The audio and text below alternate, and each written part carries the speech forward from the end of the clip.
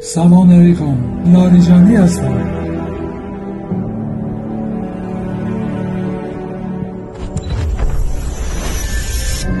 ترامپ مشکلش اینه که عقلش نمیرسه. ملت ایران ملت رشیدن، ملت قوی هم، ملت با اراده هم. هرچی اون فشار بیاره اراده ملت قوی‌تر میشه. برای من رفتن آقای دکتر لاریجانی از این مجموعه فی نفسه یه خسارته. یعنی واقعا شخصیت ایشون دوست و برادر عزیز ما، با ایشون دوستیم، برادریم، همفکریم، رفیقیم.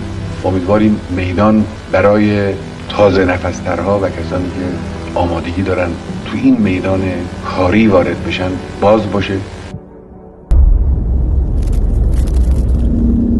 ما به اونها اجازه نخواهیم داد که از این جنایت بزرگی که انجام دادن خودشون رو سالم خلاص کنن. مسلم نیروی مسلح جمهوری اسلامی ضربه‌های سنگینی به این دشمن خبیث وارد خواهد آورد. ملت هم پشتیبان ماست، پشتیبان نیروهای مسلح و جمهوری اسلامی به اذن الهی بر رژیم صهیونیستی فائق خواهد شد.